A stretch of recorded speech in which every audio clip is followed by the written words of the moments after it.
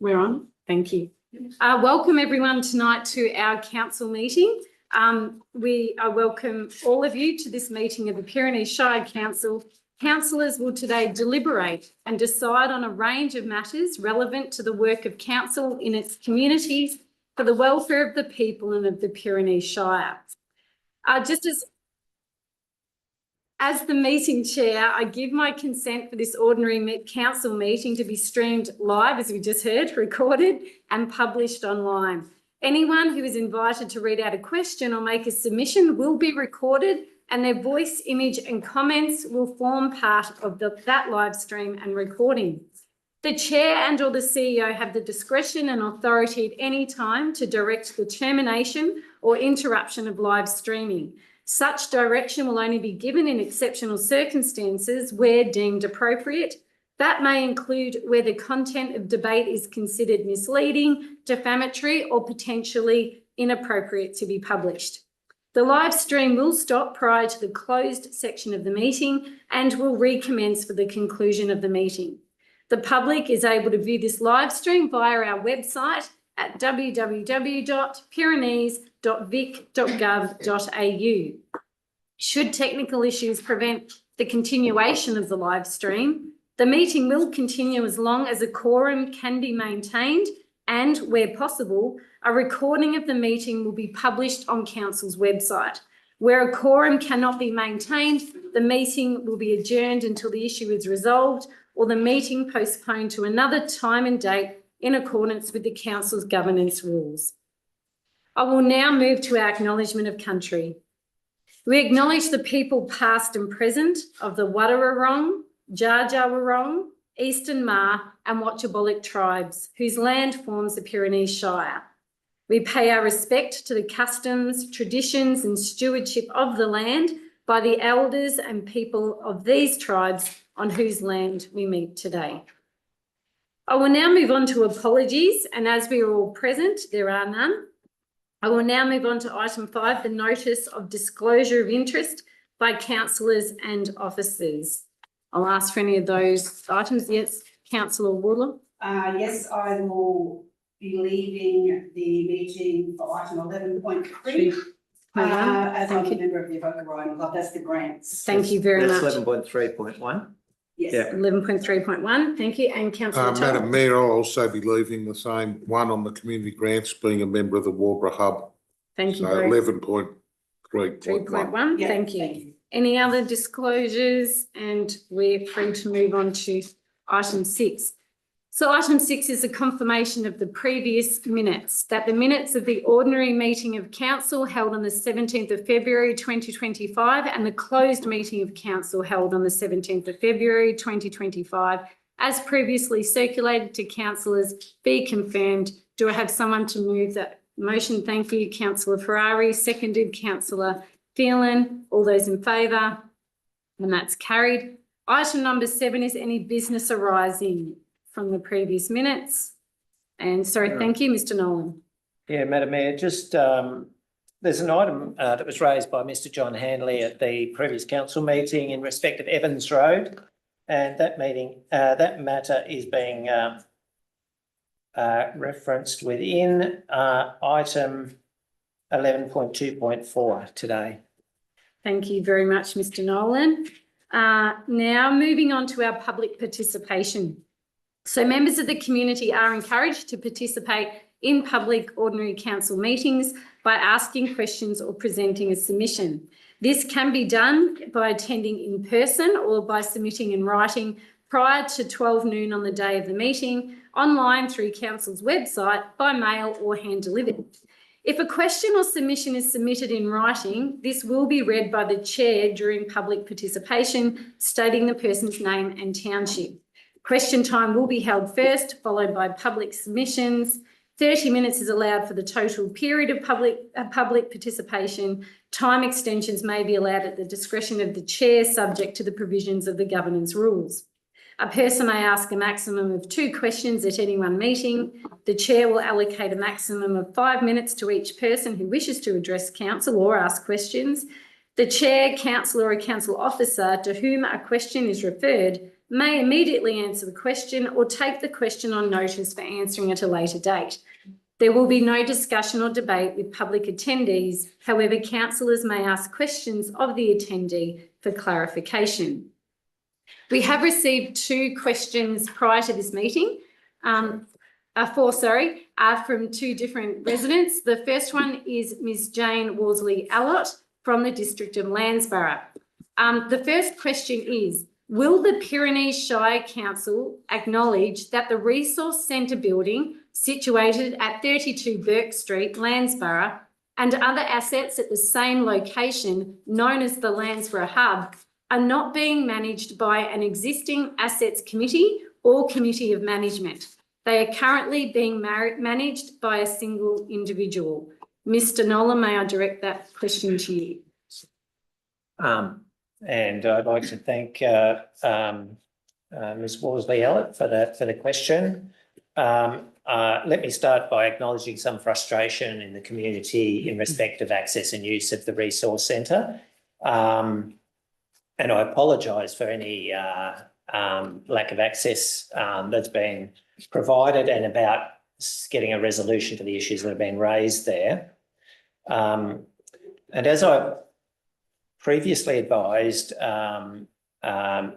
Ms. Worsley-Allott, the Landsborough Resource Centre is part of a precinct for which council has previously resolved to appoint a committee of management, which is referred in the Local Government Act as an assets committee. And that assets committee has a formal delegation from council to manage the assets that are delegated. And that part of that delegation includes access and use of the facilities.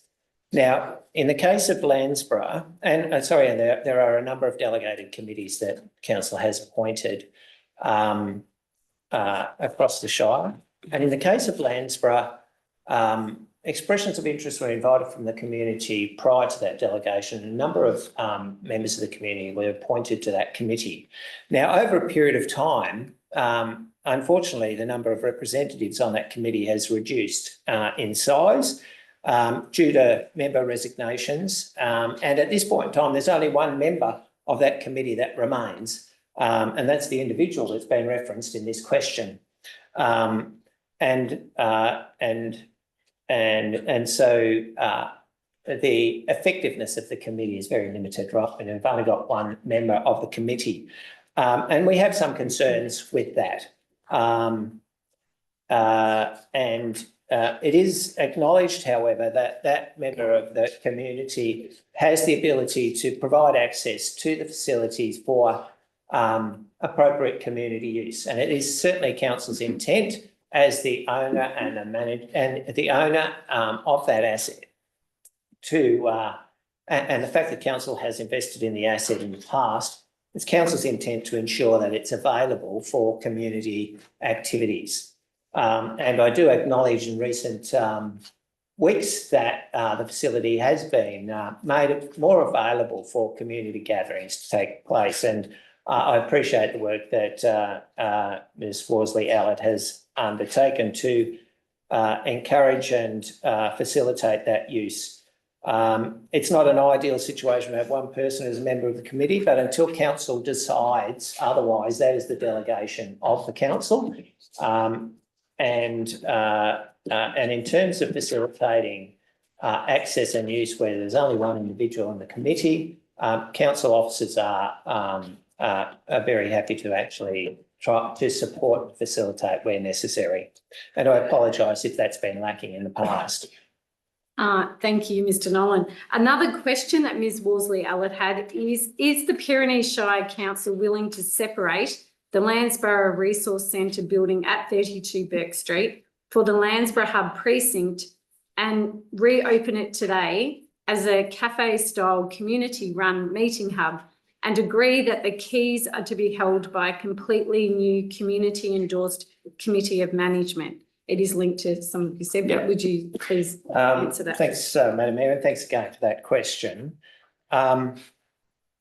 So I think it's important to understand that council has previously supported the Landsborough community to try to facilitate a meeting place and a shop at Landsborough in recent years. And the community have made it really clear to council that they don't have a place where they regularly come together, and there's a need for that. And council certainly acknowledges that.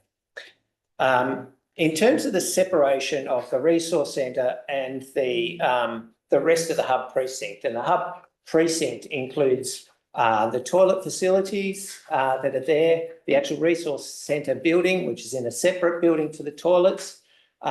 There's the playground, there's the barbecue facility, and there's the caravan park, essentially, which make up the total precinct. And in the past, council has seen it efficient and effective to have one committee of management over that whole precinct, because there's an interrelationship between the various assets there. There are no toilet facilities in the resource centre. They're dependent on the toilet facilities that are also used for the general community coming and going. So because of the interrelationship, because it was considered that there's a more efficient use of volunteers' time to have one committee of management, that has been the case in the past. However, given that there is an ineffective committee where we only have one member, and that there'll be a process to review and to reconsider that, there is an opportunity for council to consider separation where there is a good case for that to occur. Tonight's not a time for council to make that decision, but that is an opportunity for council to make that decision. In respect of the actual use, as a cafe-style community-run meeting hub, there are a number of sort of provisions that need to be considered in respect of cafe. Certainly from a cafe's perspective, there's a number of provisions that need to be met in respect of environmental health and planning provisions, and noting that the facility does not have a commercial kitchen or toilet facilities, effectively put some limitations on the preparation of food. And certainly if it is for a community-run opportunity, that's one thing. If it's a social enterprise or a commercial cafe, that would then trigger the need for council to consider an expression of interest process to ensure that there's equal opportunity associated with that. And just in terms of being able to take this further, very happy to commit to initiating some discussions with the current committee chair to form a proposal to discuss with the community on a way to re-establish a committee of management with new volunteers. In the meantime, we will arrange for an officer to contact Ms. Worsley-Ellett and make arrangements around the use of the resource centre for a community use facility. Thank you again, Mr. Nolan. I now have a couple of questions from Mr. Neville Grills, again from the District of Landsborough. The first question is, can you please explain why the Landsborough pool closed this week before other pools? It's been a hot week in Landsborough and even hotter without a pool. May I direct this please to Ms. Bramwell? Would you be able to answer that? Thank you, Mr. Grills. Thank you, Madam Mayor. Thank you, Mr. Grills, for your question. The pools are contracted to operate until Monday of Labour Day weekend, which was the 10th of March. And both Avoca and Beaufort have had major multi-week close downs over the past couple of seasons, and officers therefore negotiated with the contractor Belgravia to extend the opening times for these two pools to compensate for that. And that did come at a cost to council. We also had to allow for the contractor's ability to staff the facilities and operate within the Victorian life-saving safety rules, bearing in mind that many of the lifesavers are university students who'd already returned to studies and were unavailable. So that's why just the two pools were open. Thank you, Thank Ms you. Bramwell. Mr Grills has another question. Can you advise details of any council plans to repair the rotted white anted floor in the Landsborough Sports Centre that's adjacent to the Oval? It is an excellent facility that has been unusable for a long period due to safety concerns. Again, Ms Bramwell, would you please address that? Thank you, Madam Mayor. Again, thank you, Mr Grills, for your extra question. The reserve and building at the reserve are DECA assets not owned or managed by council. However, on behalf of the community council officers did raise the issue with DECA in early 2024 and have been working with the committee of managed to provide advice on pathways to rectify the floor, including the need for a proper assessment to allow for planning and costing of the works. Thank you. Thank you, Ms Bramwell, and thank you for those questions. I will just open up to, we have a lovely gallery tonight. Was there anyone with a question or this evening that you wanted to ask? No, thank you very much for that, and thank you for our gallery for being here this evening. On that note, we will now move to item 9, which is the councillor activity reports, and they're listed there in the agenda this evening. I would like to put forward the recommendation, though, that this report is noted. Do I have a councillor, please, happy to move that? That's Councillor Toll, seconded Councillor Phelan. All those in favour, and that report is carried. Item number 10 is in regards to our Assembly of Councillors. There's a number of assemblies that we've had since we've met the last time. I again ask councillor please to move that recommendation. You're happy, sorry, would you look at that? Thank you, Councillor Toll again, seconded Councillor Wardlaw. All those in favour, and that report is noted as well. Now we're on to the items for decision, and item 11.1 is in regards to the economic development and tourism and the grant application for the Beaufort linear walking and cycling paths. And I'll now move, thank you, to ask Mr Nolan to speak to that. Thank you, Madam Mayor. Councillors would be familiar with the Beaufort Linear Park, which and the master plan for that. This is a piece of land that runs from the Beaufort Lake downstream, past the secondary school, through to the swimming pool, the old Beaufort Primary School, Begg Street, and beyond to the railway reserve. Now, that master plan was funded with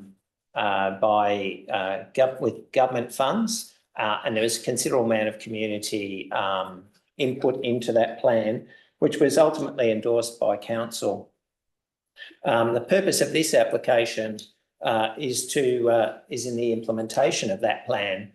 So part of the question is about ensuring that if there's an investment in developing a plan, there's a resolution of council to move forward to seek funding to implement the plan. So this application for funding is to seek funding to implement the walkability component of this.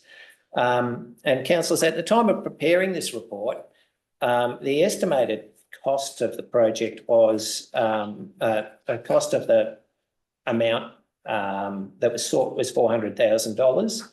That's now $550,000, with some further detailed costing that's been undertaken of the work to ensure that that can be delivered within the available funds. And but importantly, the ask of council, because with these grants there is a co-contribution requirement of council. Co-contribution is both in cash and in kind. The in kind is the use of existing council officers to assist and facilitate, project manage the work. That the council contribution is $100,000. Now that's a lot of money for a project for a small council, and I just want council to be aware of that. The application was required to be submitted today, so the application has been submitted along with two applications for Natty Alec recreation reserve.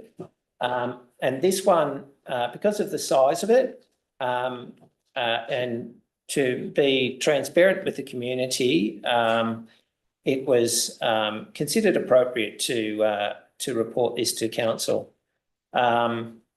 Why is walkability considered an important aspect? It's aligned with the Beaufort Walkability Plan. Walkability a number of years ago was identified as the highest priority for the Beaufort community through a community process. And there have been a number of activities that have been undertaken to enable that to happen. You'll see plenty of footpaths being constructed around Beaufort. Madam Mayor, not all these grant applications are successful. So in this case, the strategic work and the planning work has been undertaken, and that actually supports our ability to secure these grants. So, Madam Mayor, the recommendation is that council endorses the application for funding for the Victorian Community Infrastructure Fund and makes a provision of $100,000 in the 25-26 budget to support the applications for external funding for the Beaufort Linear Project or alternative pathways. Thank you. I will ask, is there a councillor willing to move that a motion on that recommendation? Thank you, Councillor Ferrari. One to second. Thank you, Councillor Wardlaw. Would you like to speak to that? Thank you, Councillor Ferrari. Thank you, Madam Mayor. Just initial question, Mr. Nolan. When we're developing, will consideration be given to the proposed development of the BPS 60 as they are side by side when developing the both linear plans so that they complement each other rather than clash? Yeah. Thank you, Madam Mayor. That's an excellent question. This application relates to part of the implementation of that plan, and the part is basically from the swimming pool north to the south to the lake. It's that section there. It doesn't include the section of the Old Beaufort Primary School oval. However,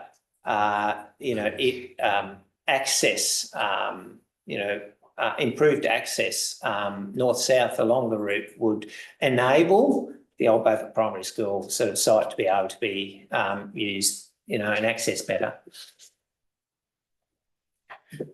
Thank you, Mr. Noel. Yes, I agree. And I just want to mention that I think this is a really great project that promotes recreational activities and connects the township of Beaufort to the Lake Precinct. And if you know that area going up there, it really is in need of some development, some cleanup. So it'll be an excellent opportunity not only to do that, but develop something that the whole town and anyone else that comes to the town can use as well. So I'm really looking forward to seeing some works. Hope we get some funding. Thank you. Thank you, Councillor Barry. Councillor Wardlaw, would you like to speak? Can I just butt in one, just with number 2, is that if we're not successful with the grant, that becomes sort of benign anyway, doesn't it? Sorry, Mr. Noel. So, Madam Mayor, I guess what I didn't speak to is if council goes through a budget process and determines that we actually can't spare the $100,000, then council has a couple of options. Either the grant can be withdrawn, or if it is unsuccessful or it doesn't become an issue, if it is successful, we can then refuse it. It's not an ideal situation to be in, and so it's better to be to know.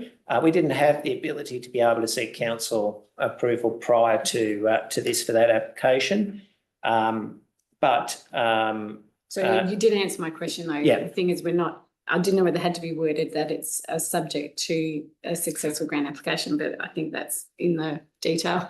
Other councillors, sorry, would like to. Did you have your hand up? No, Councillor Shaw.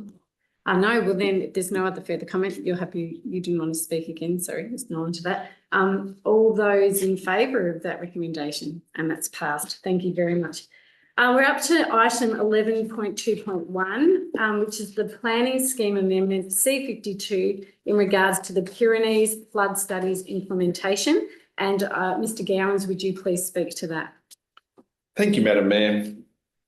This report is for Council to note the progression of the draft planning scheme amendment C52, including support for public consultation and the Standing Advisory Committee pathway. The report is also seeking Council's approval to adopt the Waubra Preliminary Flood Study investigation to include this study as part of the implementation of the planning scheme amendment. The communities of Pyrenees Shire have experienced several devastating floods over the last decade. The Council, the catchment management authorities and consecutive governments have invested significant resources into developing the 5 completed flood studies to understand flood behaviour and consideration of mitigation options. These flood studies have been prepared to address flood resilience in regional communities. In many cases, these flood studies were advocated for and supported by the relevant local communities. A total of 4 of the completed flood studies have previously been adopted by Council with authorisation to proceed to a planning scheme amendment. Flood-related overlays are the most effective form of flood mitigation. The Waubra Preliminary Flood Investigation was prepared in 2019. This investigation represents the best available flood data for the area. The North Central CMA supports this investigation and the inclusion of this best available data to inform the planning scheme amendment. Draft planning scheme maps, ordinances, the explanatory report and all other required amendment documentation have been prepared to demonstrate to the community the modelled extent of flood controls recommended by the flood studies to be inserted into the Pyrenees planning scheme. Designating an area as subject to flood or inundation does not alter the likelihood of flooding, but acknowledges the existing condition of the land and its potential to be inundated during certain rainfall events. Existing homeowners do not need to act. The amendment will only affect landowners if their land falls within one of the proposed flood-related overlays and they wish to undertake building, works or subdivision. In such cases, a planning permit may already be required depending on the proposal and the relevant planning controls. The amendment's intent is to encourage new buildings and works on land least affected by flooding and to ensure new developments are designed to minimise flood damage. The planning scheme amendment process will provide the community with many opportunities to be informed and to consult with Council and the Glenelg, Hopkins, Wimmera and North Central catchment management authorities. There will be 2 formal opportunities for the community to contribute to the process. The first time during the community consultation and the second time for unresolved submissions to be considered at the Standing Advisory Committee. The flood studies and associated planning scheme controls improve flood preparedness for households and council through the provision of up-to-date flood information and potential warning systems, including flood mitigation. Land use planning through the introduction of the relevant floodway overlay and land subject to inundation overlay controls will mitigate negative impacts for individuals, the community and the environment. Therefore, it's the Officer recommendation that Council 1 notes the draft planning scheme amendment C52 ordinance and mapping. 2, supports the streamlined flood related overlay amendments, Standard Advisory Committee pathway for planning scheme amendment C52. 3, delegates the Pyrenees Shire Chief Executive to seek written consent from the Minister for Planning to prepare a draft amendment and give public notice of draft planning scheme amendment C52. 4, the Council notes that community and stakeholder consultation will be undertaken on the draft planning scheme amendment C52 ordinance and mapping once consent from the Minister for Planning is granted. 5, that Council adopts the Waubra preliminary flood investigation and approves commencing with a flood-related overlay amendment via the Standing Advisory Committee pathway. And 6, that Council notes that Council will be briefed after public consultation to consider whether to prepare, adopt or approve the amendment under section 20 part 4 of the Planning Environment Act, or whether to refer unresolved submissions to a Standing Advisory Committee or contacted by the Minister's office. Thank you, Mr. Gowans. There's been a lot of effort and time from community and people put into that, so thank you. I will ask a councillor please to move that a motion onto that recommendation. Anyone happy to move a motion?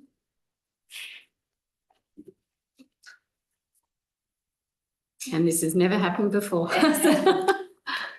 Yes, sorry, councillor Farrow, you happy to move that to start discussion? You're happy to second it to start discussion? Thank you, thank you. Would you like to speak first, councillor Farrow? Thank you. Mr. Gowns, thank you for that. I just want to seek some clarification around the input the councillors will have. So we'll still have some additional opportunities to question or challenge some of these things that are later. This is not the final realm of where this is going to sit before the decision's made. Am I correct in that, just for the public's benefit? Through you, Mr. Mayor, and thank you, Councillor Ferrari, for your question. That's correct. The pathway and recommendations that have been proposed in this do provide council the ability to start the process of the planning scheme amendment, but also to revisit that once the any submissions have been provided, and particularly any unresolved submissions. Council could at that point determine to abandon the planning scheme amendment if it wasn't in the overall interest of the community. So council will have more than just this occasion to determine whether this is the final planning scheme amendment that you wish to go forward with. Does that answer your question? Yes, thank you. Councillor Wardlaw, would you like to speak? Thank you, Madam Mayor. I'd just like to comment on it and say that from my point of view, as long as we follow the process of community and stakeholder consultation and councillor recommendation, this is probably a good step forward. You know, it's easy to forget the devastation of the floods today because recently we've been dealing with fires, and in retrospect, I do remember how bad the floods were, and it's really probably a good thing for the Shire to at least have a plan of, you know, to look after ourselves and everyone, the community. We all need to make sure everybody's safe. So I hope they do a good job. Thank you, Councillor Wardlaw. Councillor Phelan, would you like to speak? Thank you, Mayor. Obviously, we all support undertaking a flood study to understand the behaviour of floods and those properties which may be at risk. There has been some discussion about the benefit of overlays in mitigating risk to existing properties, and I think of you, or certainly for myself, that I would not want to see a focus on flood overlays take away from really practical risk mitigations that the community is asking for. We understand that an overlay will tell us about flood patterns, but it is not going to change the existing risk to residents who have existing structures on their property. So really important that we also keep that focus on practical risk mitigations as part of this conversation. Thank you. Thank you, Councillor Phelan. Well said there. Councillor Todd. Thank you, Madam Mayor. I'd agree with Councillor Phelan on that. I think we've got to look after our community, number one. Putting flood overlays on is not the only result that we've got to achieve at the end of the day. We've got to mitigate the creeks, clear them out, do the other things that are going to help, rather than just hitting overlays and thinking the problem's going to go away because someone is not then able to build a new house. There's still people impacted by what's there, and doing some structural work, clearing stuff out, will fix that. Thank you. Thank you very much. Any further discussion, councillors? I think thank you very much. They're incredibly valid points. And as we're saying, Councillor Phelan, mitigation is incredibly important. We do, as Councillor Wardlaw said, we want to protect our communities. But as echoed by all the councillors, we want to do this in a very proactive and fair way, and bringing the community along and understanding where we can do that most effectively. So thank you for all your comments on that. So now I will put that a motion to the vote. All those in favour? And that is carried. Thank you. No one's against. Thank you. That moves us on to item 11.2.2, which is in regards to a planning permit application PA 23108 at 13 Canico Lane, Hillcrest. In light of this item, this will be postponed due to some parties not being able to present to council prior to the meeting this evening. We're unable to be able to move forward on that, and that will come to a later council meeting. So that brings us now to item 11.2.3, which refers to an annual electric vehicle charging station usage report. And I will hand over to Mr. Doug Gowans, please, to speak to that one. Thank you, Madam Mayor. The purpose of this report is to provide council with an update on the use of the electric vehicle charging stations located in Avoca and Beaufort. At the December 2023 council meeting, council resolved for regular EV charging usage reports to be presented as the data is collected. The most recent of these reports was presented in May last year. The usage report provided by EV Networks includes information such as the number of sessions for each month and the charging time in kilowatts provided, with data broken down for each location. As you can see in the report, the Beaufort and Avoca sessions are listed there by month, and total for the period between April last year and January this year for Beaufort was 1,589 charging sessions, and for Avoca 411 charging sessions. The Beaufort EV chargings saw a usage increase in the months of October and November, with a significant decrease in the usage of the EV charging stations in December and January.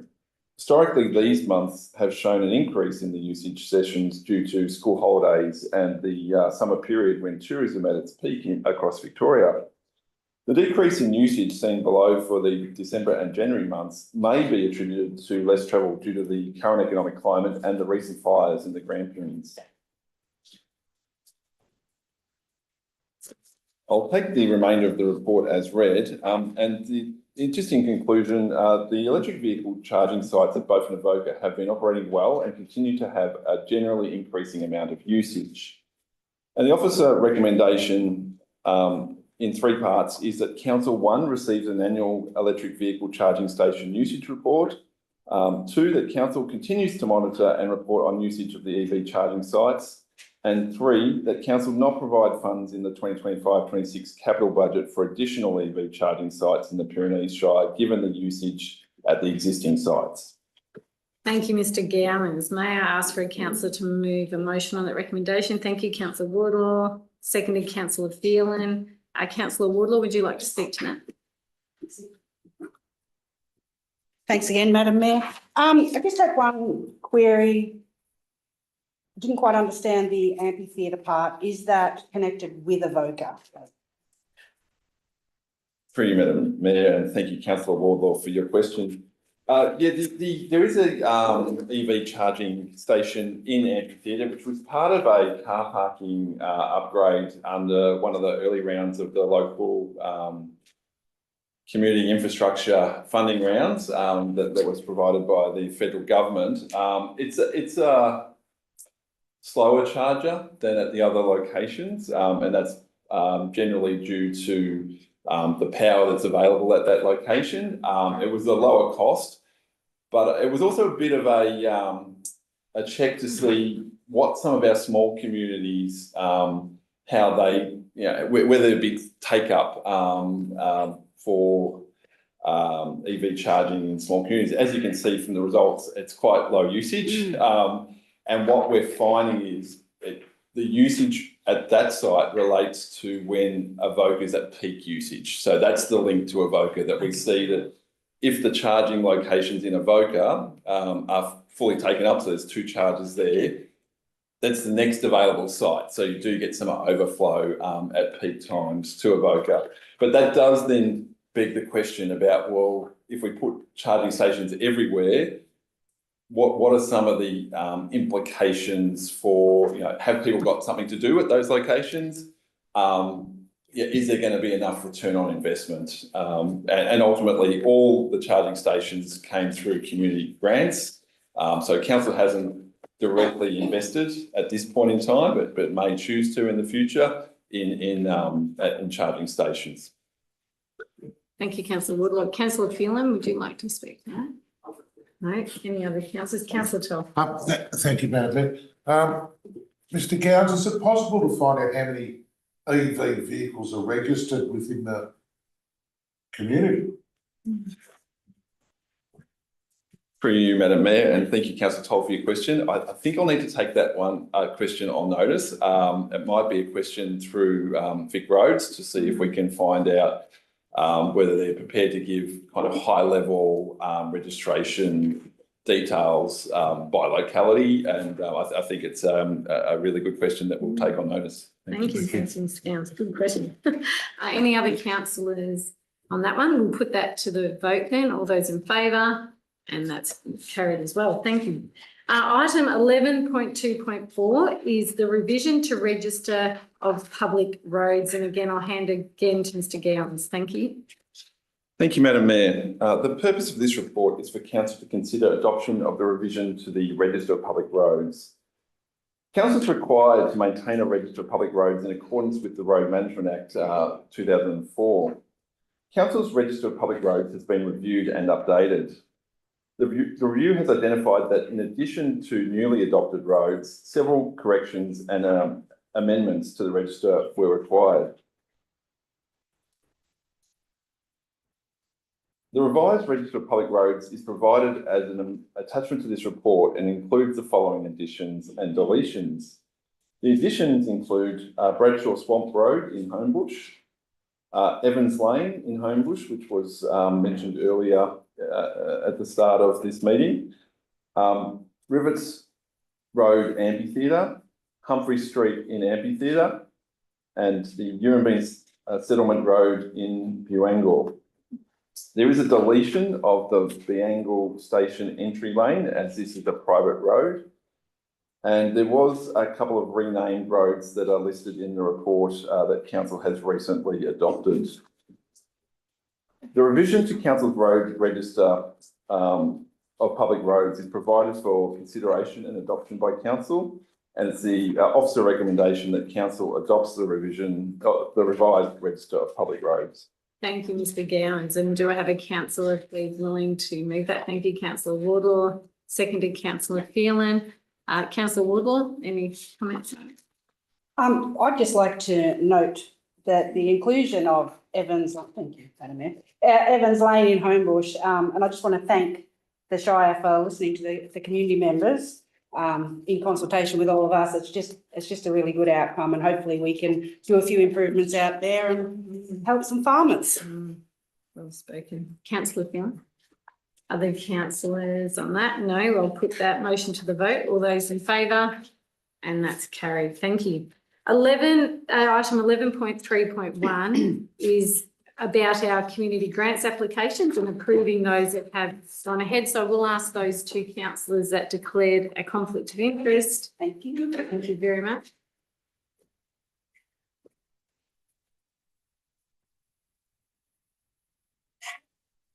Thank you so much. And I will now hand to Ms Bramwell. Would you mind speaking to those grant applications? Thank you, Madam Mayor. This report provides recommendations for councillors to award funding under the Community Annual Grants Programme. The grants programme was open from December to February, and 41 applications were received, collectively requesting just over $130,000. And the applications were reviewed by a panel of council officers. Throughout the assessment phase, 2 applications were withdrawn and a further one was assessed as ineligible. So all projects that were eligible were recommended to be funded to requested values, except 5 projects which are listed in the report and which were discussed with the applicants beforehand. So following the assessments, it's recommended that council award community grants to the value of $106,361. Funding of applicants will be conditional upon securing all relevant permits and other official requirements. So therefore, it's a recommendation that council awards grant funding to the value of, with community grant funding to $96,361.50, And if you don't mind, I won't list the entire list, but they are They available are if anyone listed. wants to look online. Correct. And also there were 3 applications under the tourism sponsorship programme, which was to the value of $10,000 each. And they're recommended as well. Thank you. Thank you, Ms Bramwell. May I ask a councillor that's willing to move that? Thank you, councillor Phelan, and seconded, thank you, councillor Ferrari. Councillor Phelan, would you like to speak to that? Thank you, Mayor. I'm absolutely thrilled to see some great projects here from Decameron Ward, and seeing the lovely community of Landsborough is getting a very significant contribution to their railway station heritage signage project.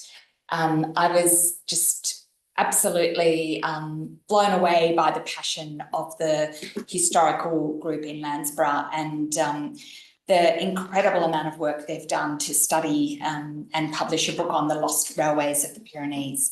We know there's been huge interest in that project, and I think it'll just add a totally new dimension to tourism in that part of the region. So yeah, really thrilled to see that outcome. Of course, I have to mention a couple of others, if that's okay. Great to see again the Moonabel Arts and History Group also getting funding for their On the Edge photographic competition, which is coming up in the next couple of weeks. And that the Lexton Rural Fire Brigade is getting some support for the really great community engagement work they're doing. Thank you. Yeah, thank you. I know all of these projects need to be commended. There's just, Absolutely. so much passion from the community. Gosh, absolutely great. Councillor Ferrari, would you like to speak? Thank you, Madam Mayor. I just have a quick question or clarification, if possible, please, Ms Bramwell. My understanding that figure 106,361.50 was above the sponsorship budget, is that correct? So council has actually found some additional funding that was sourced and provided to service those, the balance of those applications, is that correct? Through you, Madam Mayor. Thank you for your question, Councillor Ferrari. Yes, you are correct. There were some available funds through Positive Ageing Budget and Recovery Programme that they were not going to use through this year, so they took the liberty of transferring those already budgeted funds over to this programme, which they considered worthy. Thank you. Thank you. And there were a few projects which were maybe budgeted a little bit under than what they requested, but that they were still able to run with those projects. And there were some other alternate options for a few. Is that correct, Ms. Yeah, there Bramwell? were 5 projects that were renegotiated to a slightly lower amount for various reasons. Thank you. Thank you. No, thank you. Any other? Yes, sorry, Councillor Ferrari. I'd just like to add, to second what Councillor Phelan said, there's a really good spread of the money across the municipality. It's really pleasing to see that, you know, the money's going to all corners of our municipality, which is fantastic, and won't mention them, but there's some in there that put in that they'll really appreciate that money, and you know, a couple of $1,000 doesn't sound like much, but it goes a hell of a long way for someone that's struggling or they're doing, you know, trying to raise funds. So it's really nice to see that really good spread of the funds right across the municipality. Thank you. Thank you, Councillor Ferrari. Councillor Phelan. Apologies, Madam Mayor. So yes, just to add one further applicant's very successful outcome, and that is the Pyrenees Grape Growers and Winemakers Association. It's fabulous to see that they've got certainty for the next 3 years. I think that will really help them with their long-term planning to grow, number one, visitation to the region, but also using that event as a real draw card and being able to promote that. So I'm really thrilled with that outcome for the Pyrenees Grape Growers and Winemakers Association. Thank you. Thank you. Well said. And I think adding to that, Councillor Phelan, being able to give them that longevity as well, as it will with a number of these amazing communities. And you also mentioned the Historical Society, and there's others across here too. There's a whole range, and that's what's incredible about this. I don't know whether it's the most applications we've ever got, Kathy, but there's many incredibly incredibly great applications for so many different areas, meeting the needs of so many different communities. So it is just incredibly heartening, and thank you to all those who put in the effort to do that, to apply to, because that takes time. And then, of course, the fruits of your labour, which, as we know, our community groups make a little go such a long way, and we're so grateful for that and what you do for everyone else. On that now, though, we do have 3, so we do have a quorum. We're able to vote on that motion from that recommendation. All those in favour, a very big yes from everyone. So we thank you, and we'll call our other councillors in.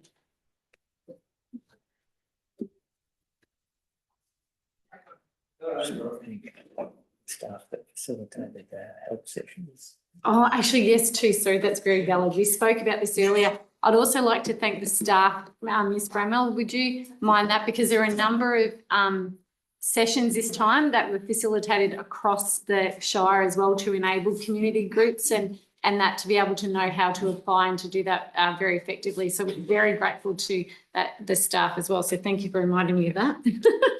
That was wonderful. We're now up to item 11.3.2, and that's the IBAC Sandon report update. And thank you, Ms. Bramwell, to speak to that one. Thank you, Madam Mayor. This report provides an update on that report, which was provided in 2023. It was a report by the IBAC into allegations of corrupt conduct involving councillors and property developers in the city of Casey, and also examined the effectiveness of Victoria's systems and controls for safeguarding the integrity of planning processes. A report was brought to council at the time, and we did review the recommendations from a Pyrenees Council perspective, and there were 2 improvements made to our governance processes at the time. But since that time, a government response had to be provided within 12 months, and a response was provided in January to it. So I gave an attachment with all the responses from the government in that for your information. And I would just like to say that some recommendations have already been implemented by the state. A mandatory council code of conduct was introduced in late 2024, which you have all signed, and a mandatory councillor training programme was introduced as well, which again you've all participated in. So there are 2 improvements that's already been effected. And recommendations for the local government minister to develop and implement other model documents have yet to be implemented.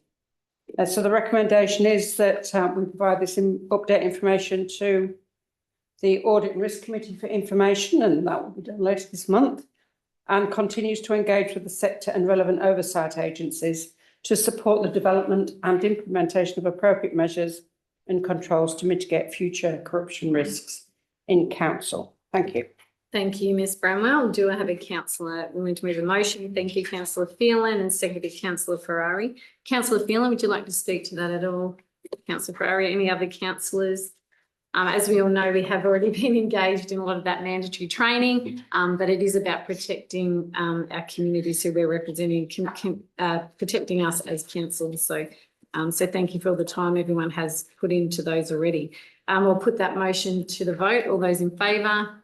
And that's carried. We're now up to item 11.3.3, which is the Old Beaufort Primary School project, a status update for that. Thank you again, Ms. Bramwell. Thank you, Madam Mayor. So this report provides an update on the state government project to develop a master plan and identify early works for the Old Beaufort Primary School site, which is of immense interest to the local community. It's currently owned by the state government, and it contains several classroom buildings and recreational space along Leichhardt Street, across the road from the pool. Constant interest has been expressed by the Beaufort community, and in particular the BPS 60 group, in redeveloping the site for community benefit. And the council has consistently been in support of residents' wishes to redevelop the site for community benefit, but has no interest in long-term management of that site because of the liabilities it places upon council. So the project will actually define the future of the old primary school. It will deliver a community-informed master plan for the site, together with a fully costed action plan identifying recommendations for early works to protect the site and prepare for implementation of the master plan. A consultant has been appointed. What are they called? Keep forgetting their proper name. Public Realm Lab. I don't know why I can't remember that name. And we've met the project control group has met quite a few times already with them to finalise the full scope of the project, and the consultants and some council officers visited the site last week and went in the buildings to got access to the buildings to investigate exactly what it was like and the extent of what works might be required. The project's being delivered under a steering group comprised of various departments, state government departments. And we have milestones of reporting and things like that. The community engagement will commence very quickly. Well, some of it's already commenced, but the main part of it will commence after a period of research where the consultants are looking at the school itself, what limitations it's got on the site, and the usability of the non-heritage buildings. The heritage advisor did actually come with us on the visit. And also looking at the rest of the town to see what community assets are already in town and available, and the utilisation and usage of those assets, so they can give the real sort of flavour of the town rather to the project as well. As I said, engagement is integral to this, so we'll be doing engagement through surveys, through drop-in sessions and targeted consultation, with key stakeholders. There was quite a long list of key stakeholders who might have an interest, which we've given to them. And Councillor Ferrari, as ward councillor, has already met with the consultants and been talking about his vision for the project. Post the project, there is likely to be a need for additional funding. 800,000 is not going to go further in rehabilitating the whole area. So there will be some need for extra advocacy or funding by the state government for that. And Martha Haylett, the MP who has been strongly supporting this project, has acknowledged that, and I think we'll do further work to do that. And progress reports will be provided to council throughout the duration of the project, which is due to end. The first stage is due to end in November this year. The second stage will be the rest of the early works that will be funded, but that's likely to continue for another 2 years. And so the officer's recommendation is that council receives the project progress report as provided, reaffirms the intent of the council resolution of 2020, which is detailed in the report, that the community or another entity, not the Pyrenees Shire Council, be enabled to manage the development of the site into the future, and requires council officers to provide a further report to council on the matter once a draft master plan has been prepared, or earlier if required. Thank you. Thank you, Ms Bramwell. May I ask for a councillor to move that? Thank you, Councillor Ferrari, and a seconded, Councillor Phelan. And Councillor Ferrari, would you like to speak to that? Thank you, Madam Mayor. This facility is in a really strategic place, really in the centre of town. So it's the possibilities are really endless for what it could be, and especially for community purposes. So I think that's really important to keep in mind. Public Realm Lab were the successful tenderers for the delivery of this plan. So I urge the community to have a look on the Public Realm Lab website and view some of their previous projects, which might help highlight some of the possibilities that exist for that facility up there. So if you get on the website, look up Public Realm Lab, you'll see some of the projects that they've undertaken, and they're just amazing. So it really is worth a look. Of course, as with any project, the more the community get behind the projects, the more community gets out of them. That's, that's community 101 stuff. It's a no-brainer. The more you put in, the more you get out of it. So and it really does become community. It's important to note that the council already has purchased the oval section or the open space section of the school, so that's a real bonus. We're already ahead of the game a little bit there.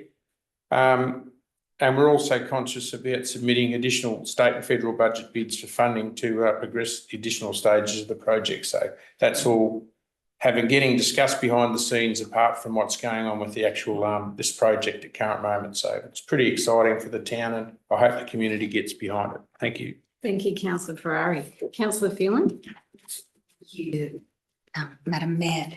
It's really great to see, even through the briefing, the passion of the community for this project. As everyone knows, ex-bureaucrat, I have seen or noticed that the project control group is full of bureaucrats, and it would be great to see this shift from a community-informed project to a really community-led project and have adequate representation of the community on that project control group as well.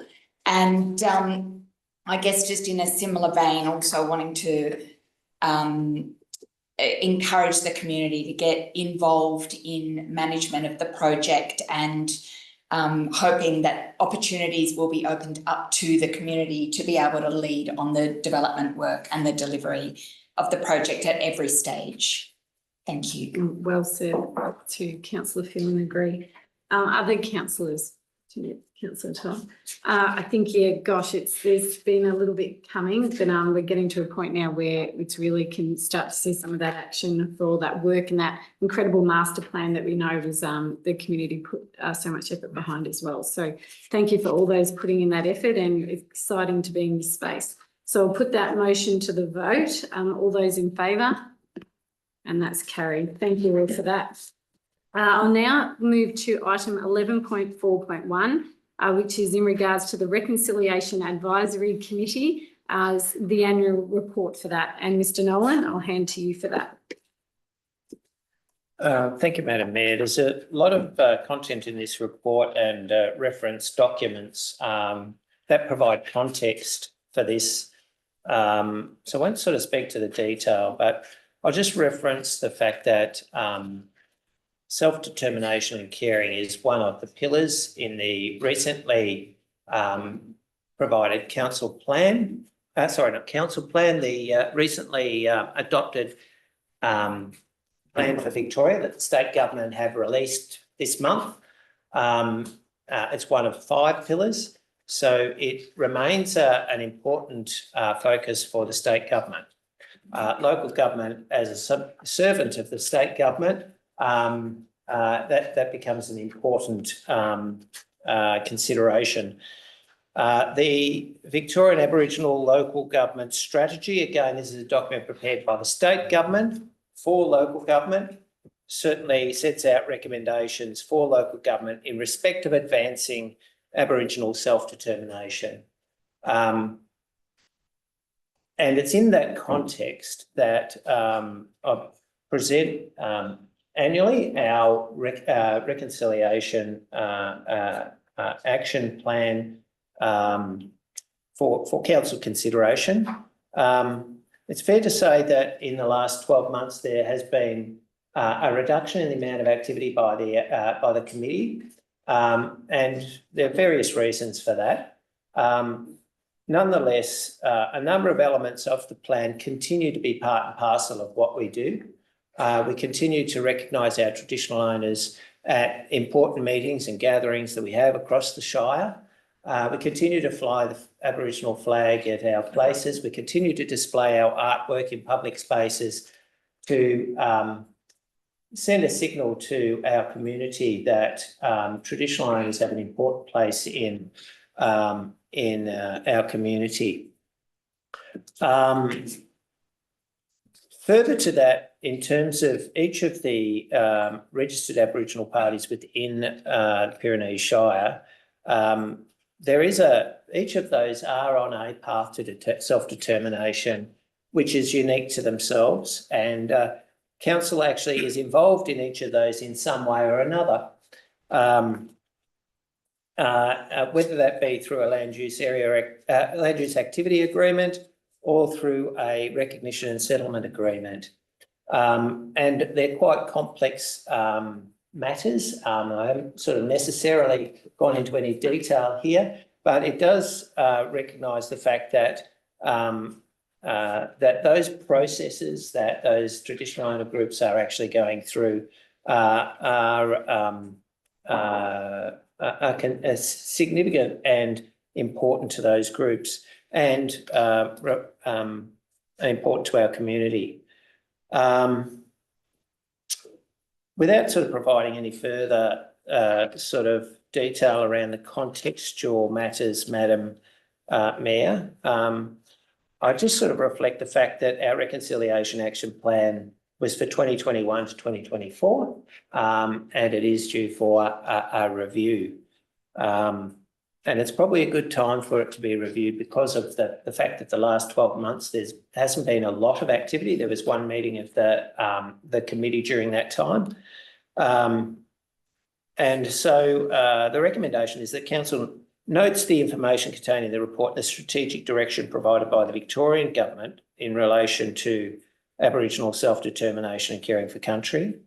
The Council commits to continue the journey of reconciliation with Aboriginal people and the traditional owners within the Pyrenees Shire, undertakes a review of the Reconciliation Action Plan 21-24 in consultation with the committee, and provides for up to $5,000 in the 25-26 budget towards implementing of reconciliation actions. And some of that, that budget aspect relates to being able to have small localised events for activities like NAIDOC Week or Sorry Day, where there's an opportunity during those occasions to create awareness about our cultural heritage and our traditional owner values. Thank you. Thank you, Mr. Nolan. Do I have a councillor willing to move a motion to that recommendation? Thank you, Councillor Phelan, and councillor to second that. Thank you, Councillor Wardlaw. Councillor Phelan, did you want to speak to that?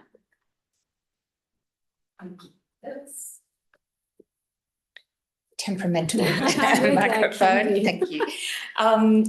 Yeah, really good to see Council's commitment to progressing reconciliation with First Nations people. I'm keen to hear more about plans for development of the new Reconciliation Action Plan, and particularly, Mr. Nolan, discussions that could be undertaken with traditional owners to really kind of elevate understanding of landmarks across the Pyrenees that are potentially well known or should be well known, rather than, I think when we think about reconciliation and we think about going through statutory processes and getting cultural heritage management plans.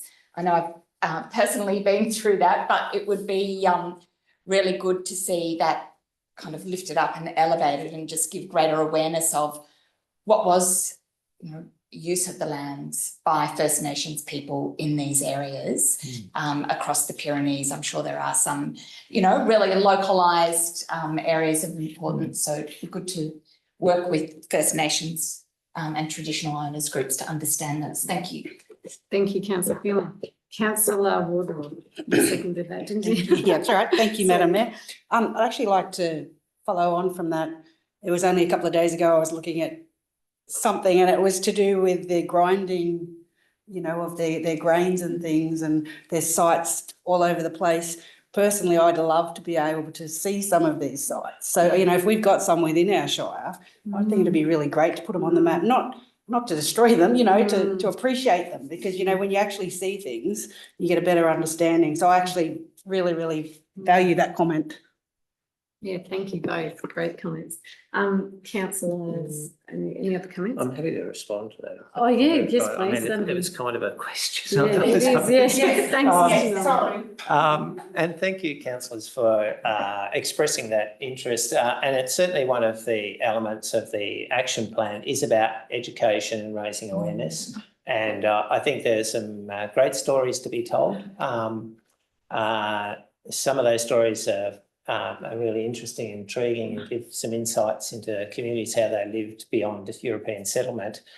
Some of the stories are not so good to hear. Nevertheless, it's part of our history and part of our makeup. I think in respect of specific cultural heritage sites, there's certainly it's a significant issue for our traditional owners. There is some sensitivity around some of those sites, and part of that is about protection of those sites. Having said that, it's really a great opportunity at a local level to be able to communicate those stories and those values that link to the land.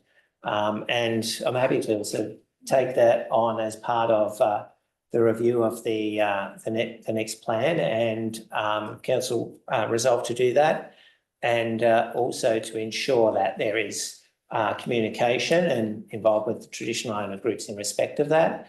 When the current plan was prepared, or in preparation for that, all the traditional owner groups, RAPs, were provided with an opportunity to participate. Some participated more than others.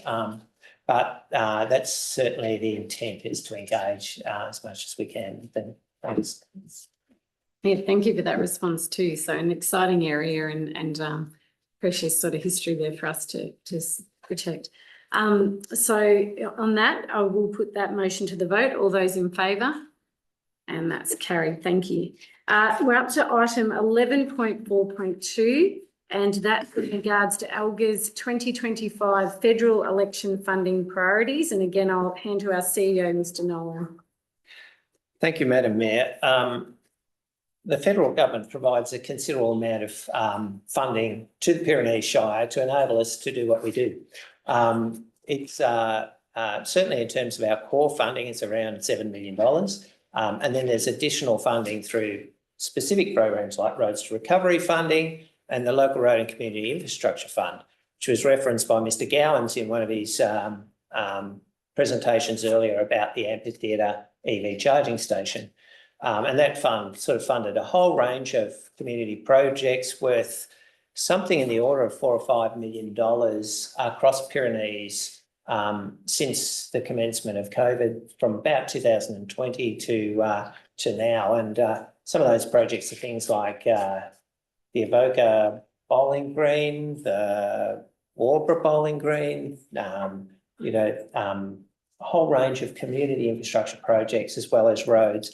And so this funding actually makes a huge difference to our communities and our ability to be able to do these projects that are identified in plans and identified through the community. However, we have a national body called ALGA that actually advocates to the Commonwealth on behalf of the interests of all local government. And ALGA's advocacy program is laid out here ahead of the federal election. And at some point in time, we'll be notified of a date for the federal election, but it's understood that it has to be held before the 17th of May 2025.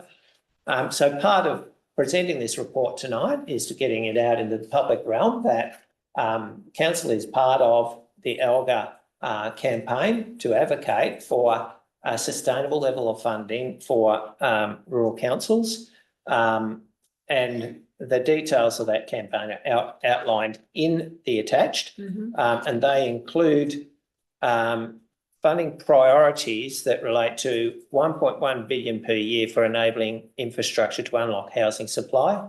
So council is the recipient at the moment of a $2 million funding allocation in respect of our Burke Street project, which provides a benefit to this community. So that relates specifically to housing. The request is for 500 million per year for community infrastructure. So the Local Road and Community Infrastructure Fund I just referred to before, which funded the bowling greens and the like, that's a community infrastructure fund. And there's no commitment for that to continue beyond the current program, which ends in June this year. 600 million per year for safer local roads, which we've received presentations from our officers in respect of local road program. 900 million a year for increased local government emergency management capability. And of course, Pyrenees having encountered floods and fires, we're heavily dependent on the Commonwealth for funding for that, and 900 million a year for climate change adaptation.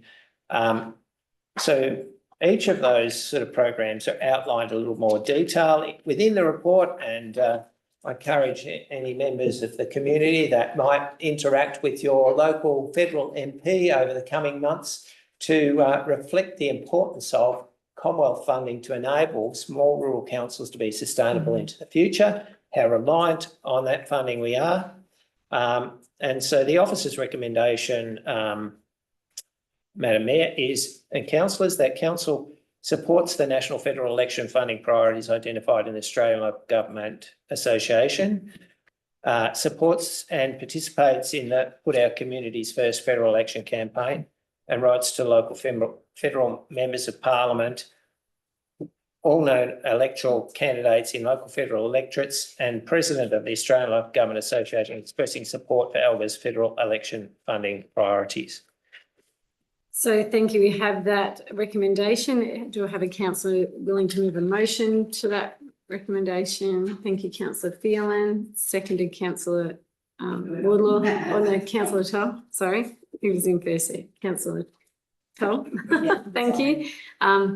Councillor Phelan, would you like to speak to the ALGA's funding priorities? Yes, thank you, Madam Mayor, and really recognise the incredible opportunity here and encourage strong and coordinated advocacy to MPs and to the federal government for some of these, the really significant enabling infrastructure and improvement to roads, which is required in this shire. And we've spoken a lot about having these kind of underpinning enabling things in place in order to grow the economy. So really important that we get additional funding where we can, and push the Australian government to recognise the significant need in the Pyrenees. Thank you. Thank you, Councillor Phelan. Councillor Toll, would you like to speak to that?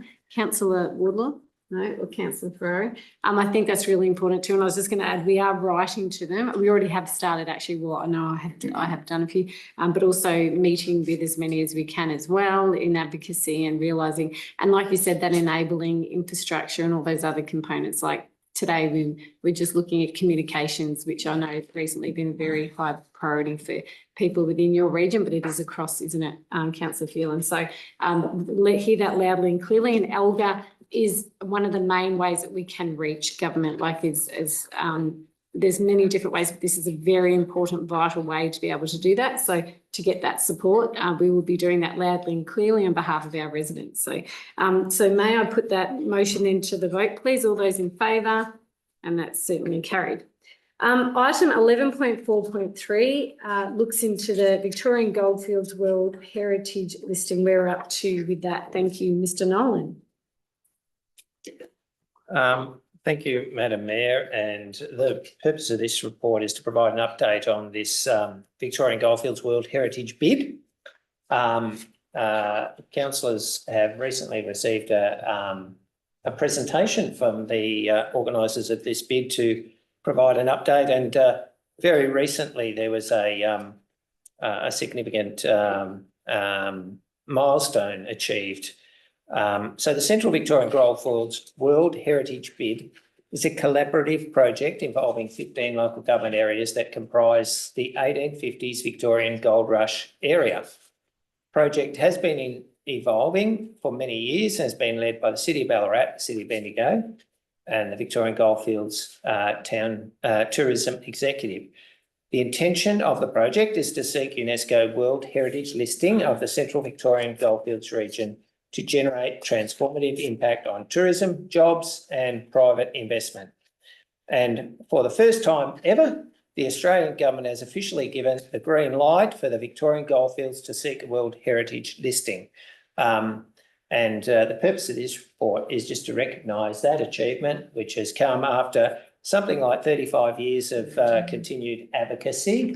So it's an outcome of a long-term advocacy. I suppose the question that the community may well have, well, what's the benefit of actually having UNESCO World Heritage listing? And And of course, there's considerable amount of research that has been done that has demonstrated that those areas that receive UNESCO World Heritage status will bring extensive benefits to the region's local communities. A 2024 economic assessment found that the listing could see 2.5 million new visitors to the Victorian Goldfields region over 10 years, with an estimated visitor spending increase into local economies over 500 million, of which some of that might reasonably flow to the Pyrenees Shire, given that we are within the area. So it's a positive news for all the work that's been invested in seeking this UNESCO World Heritage listing. And the recommendation, Madam Mayor, is that Council acknowledges the positive step forward in securing the Australian Government support to seek World Heritage listing for the Victorian Goldfields World Heritage, and continues to support and advocate for the project where appropriate, noting that the anticipated significant economic benefits to the region if the bid is successful. Thank you, Mr Nolan. May I have a councillor move a motion to that recommendation? Thank you, Councillor Wardlaw, seconded Councillor Phelan. Councillor Wardlaw, did you want to make any comment? No, thank you. Councillor Phelan? No, thank you. Any other councillors? It is more about recognising and noting where that bid is at, and again, would be amazing getting that status. All those in favour of that motion? And that's carried. Thank you. Item 11.4.4 is in regards to Tourism Midwest Victoria, and again, I'll hand to our CEO to speak to that. Thank you, Madam Mayor. The purpose of this report is to inform Council about ongoing participation with Tourism Midwest Victoria, the Destination Management Plan and the Local Area Action Plan, and to seek updates on the implementation of those plans. So the plans at the early stages of implementation. The Destination Management Plan is the strategic vision for the region from a tourism perspective. It's the document that sets the agenda for the board, of which Pyrenees has a seat. And the Local Area Action Plan is specific to the Pyrenees Shire. Now, both these plans were prepared with consultation from the sector and the broader community, and they've been previously endorsed by the council. Copies of those plans are available for anyone to see. They're quite extensive plans, and the purpose of the report, Madam Mayor, or the recommendation, is that council acknowledges that the partnership of Tourism Midwest as an important means to grow the visitor economy, and seeks to ensure regular reporting on the implementation of the Destination Management Plan and Local Area Plan, noting that council have an interest in ensuring that the board and Tourism Midwest Victoria are delivering on their strategic plan. And a purpose here is to send a message to Tourism Midwest Victoria that council wish to actually understand how those plans are actually being implemented. So this is not a report on the specifics about how it's being implemented, and that will come. But the purpose is to actually to seek that that reporting on implementation is brought to council's attention. No, thank you, Mr Nolan. May I have a councillor move a motion to that recommendation? Thank you, Councillor Phelan. Any other councillors to second that? Thank you, Councillor Wardlaw. Councillor Phelan, would you like to speak to that? Councillor Wardlaw, other councillors? No. We'll put that motion to the vote. All those in favour? Thank you, and looking forward to hearing more as that's implemented. We now move on to councillor reports and general business. I'm going to catch a victim. Can I catch you, Councillor Phelan, to go first with your activity report? I like to sort of prep people a bit. Thank you.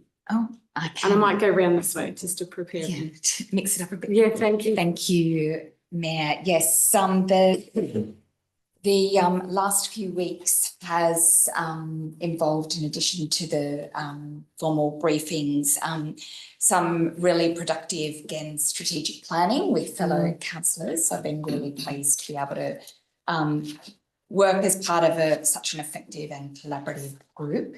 I've also had the great pleasure, I'm disappointed that unfortunately residents from Landsborough aren't here, but to have had, I think, 3 Saturday mornings at the Landsborough Resource Cafe Hub, and just seeing the levels of enthusiasm in the community for that resource is fantastic. We had a really great International Women's Day event there, all very welcome, and we had I don't know how many in numbers, but a really great turnout of women and men from the local community who were strongly supporting both the reopening of the facility itself and also the International Women's Day. I also had the pleasure of going to Berkeley Unplugged, an amazing array of talent in this region. So if you, big plug for next year, make sure you get to Berkeley Unplugged to see it if you haven't already. In addition to what's in the briefing papers, I did also have engagement via the community LinkedIn pages just to ascertain the community's challenges with or experiences with digital connectivity. And I have to say I was overwhelmed with responses from the Landsborough, Lexington, Moonabel, Redbank and Berkeley communities. I've only been a councillor a short time, but I've never had such a overwhelming response, and lots of challenges. Really appreciate the community's input in being able to identify what some of those trouble spots are. And great to know that Telstra is working with council to resolve some of those issues. So thank you.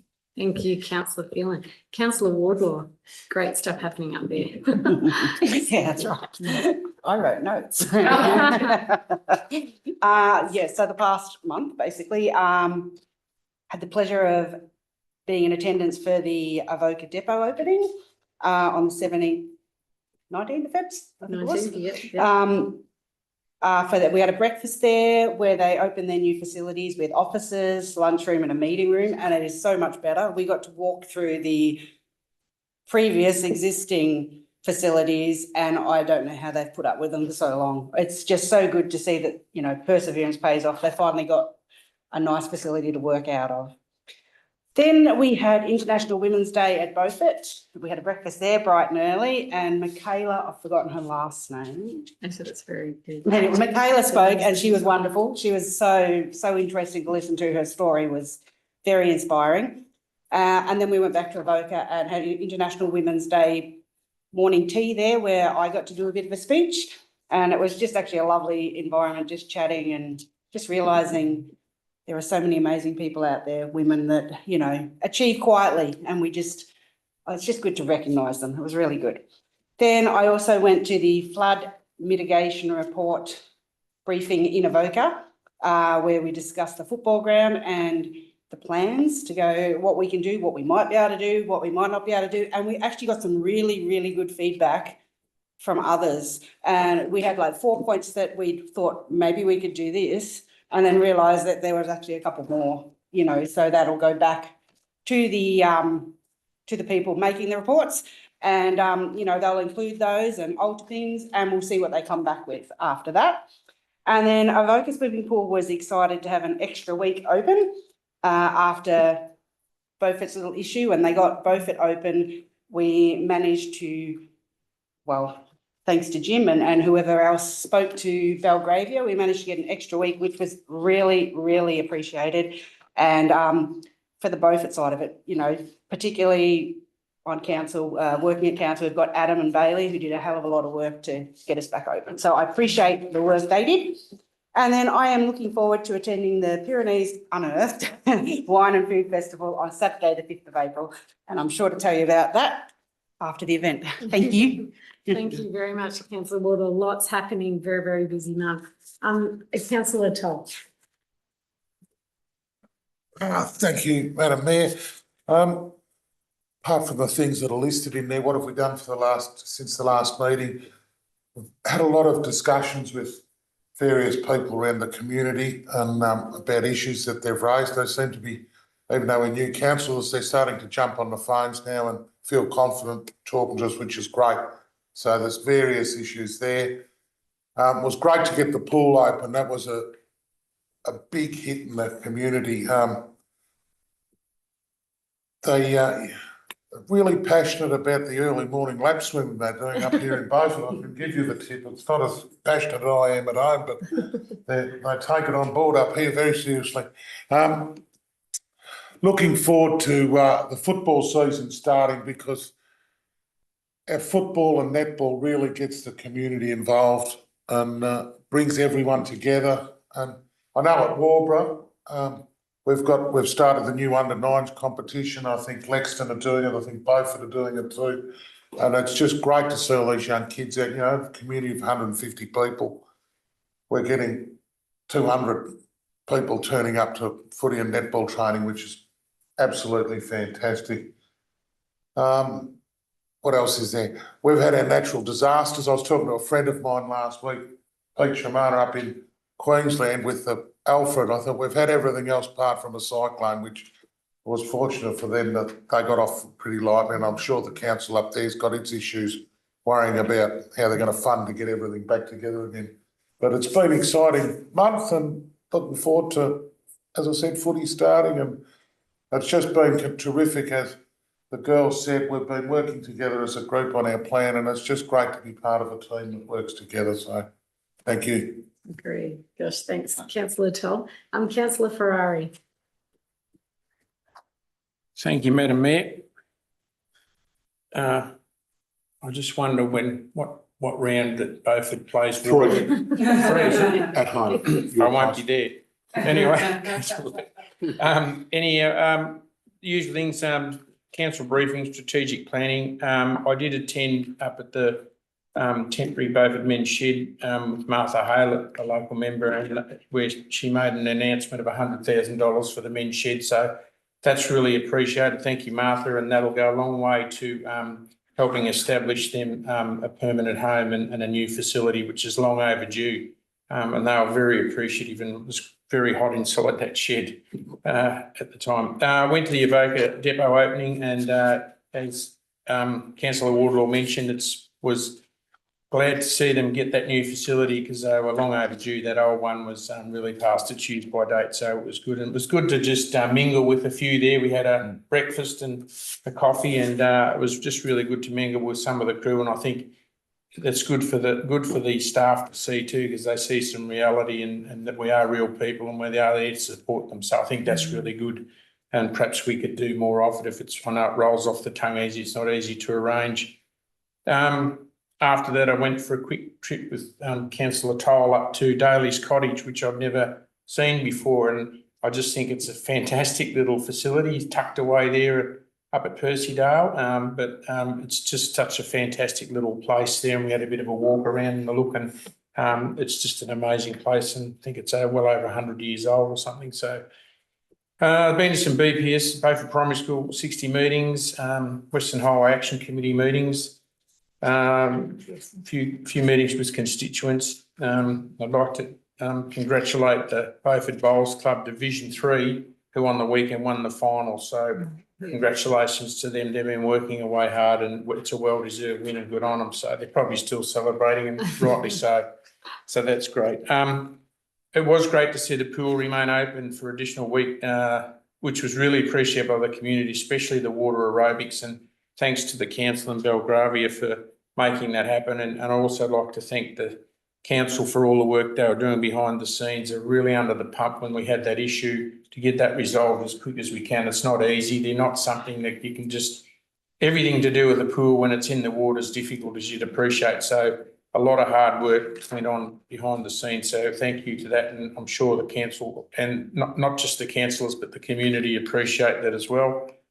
And it does appear that the Beaufort Pool has experienced an increasing patronage this year, which is really pleasing, because we have seen a decline. So hopefully that's a sign of things to come in future years. And, I don't think anybody can deny that we probably need to have a look at some of those pools and not just Beaufort, but across the Shire and see what we need to do with development. But certainly true of Beaufort, I think, there's some significant works that need to happen there, not just with the pool, but with the infrastructure around there. But we'll have a look at that and see if we can get some funding, or first of all, a plan, but we'll consult with the community before we do that.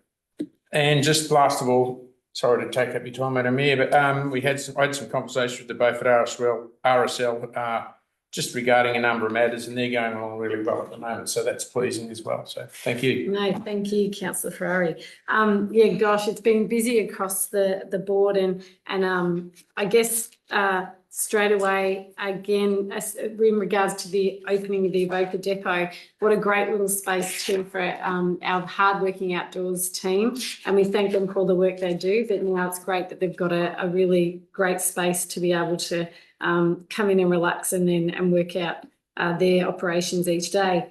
I also attended the Lexton Flood Study Community Consultation session. That was incredible. There was a lot of community input into where that needs to go, the flood study, and looking at how we can protect that community there. But the team that put together those and facilitated different sessions to make sure we could meet the needs of the community and hear them was a fantastic evening, and a lot of work to do, but really poignant that we can move on that. I also attended with the CEO, the Grampians 2025 and Beyond Forum. This was a huge day event, but it was awesome to bring together all the government organisations, all the local government people, CEOs, councillors, mayors, and also have some guest speakers coming from similar situations, but to come in with some really good advice on how we can really advance our area and be really strategic about that. So I think it's the first time they've run that sort of event. So it was, even just for the networking opportunity, was a really good opportunity. After that, I attended the Jane Barton Wetlands Information Session in Snake Valley. This was a land care sort of directed project, and it was incredible to look at the incredible precious resource we have in our wetlands. And that was just looking at our area across our shire. They're incredibly vital to maintaining and sustaining our ecosystem, and the way that it was presented, and to be able to look at ways of farming around that and with that was incredible that night. It was the information that we were given, I just thought would just be so incredible to be able to go out there and even more loudly across our shire. So I know Lynn Heenan, who was sort of heading that up, is very keen to be able to do that and to use Jane Barton, who's such an expert in that field.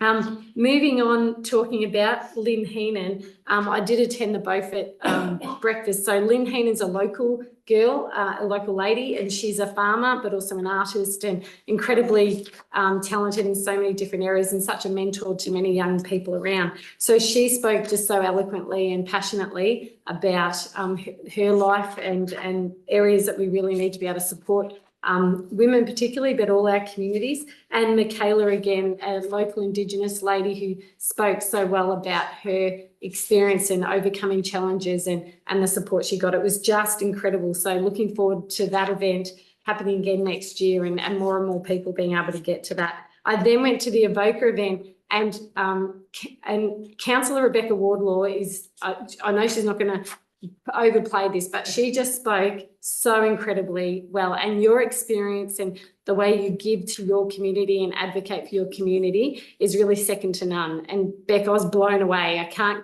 even go through the amount of things that you've done in your life to get to where you are and the amount of impact you've had on people. So I think we need to print that or do something, because it was just incredible. So thank you for what you did. Mr. Nolan might want to speak to that too, but it blew us away, didn't it? It was just Oh, it's fantastic. it was really good. Oh my gosh. And you're in our midst, so thank you for that. Recently, actually, just as of Sunday, the Snake Valley Horse Dash happened again. Now, this is an incredibly organic event that's just sort of started over the past few years, but from young, I know there was a little girl a friend of mine had a little one on her horse, and right through to older horse riders who were able to participate in such a great community event and promote our beautiful little area of Snake Valley. But they do, it's not sort of a dash so much as a sort of a trail ride sort of event, but it sounds cool. But Mark Henry and his team have just done a wonderful job again to set up such a great event and put us a bit more on the map. Speaking of wetlands, I've got Mag Dam Committee getting together tomorrow night to look at ways that we can use that. And again, it's one of those committees. It's a DECA resource, and how we work and support DECA to be able to really promote and use an incredibly good community resource there. So that's really great. I am definitely looking forward to Pyrenees Unearthed as well. That will just be incredibly fantastic. I also met with Bev MacArthur and Joe McCracken, so we're really trying to get face-to-face for advocacy and being able to use our representatives to the best advantage. And both those people coming from, or Joe being a Beaufort-born person, and also Bev being really understanding regional areas, they really hear the heart of many of our issues. So they're willing to stand up and really advocate for us. One thing too, sorry, getting back to Daly's Cottage, I also visited it with Councillor Tom and Councillor Ferrari. We have got amazing assets, and we spoke about like Indigenous areas and that too. And we've got early pioneer sort of era. Daly's Cottage is an incredibly good example of that. And when you go there and you realise what our forebears have done to get us to where we are and promote those areas, it's astounding. It's astounding how they did that and why they did that for generations to come. So I definitely second that. That was incredible, and more people, anyone's able to go and view that great little cottage. You just need to look it up on the internet, but that'll give you the GPS. But if you're up near Avoca, definitely worth a visit. And finally, happy St. Patrick's Day, all of you of Irish descent. We'll all be celebrating today and enjoying that. So thank you all, and thank you to our gallery too this evening. Lovely to have a lovely gallery and to all those that have contributed to reports tonight. So I'll move to close the open part, to move into closed council rather. May I have a councillor move? Thank you, Councillor Ferrari, seconded Councillor Phelan. All those in favour? Thank you. And we'll come back after the closed part of the meeting. Thank you. Yes, sorry. Sorry, no. We're all looking. Thank you for coming. Yes. Your report.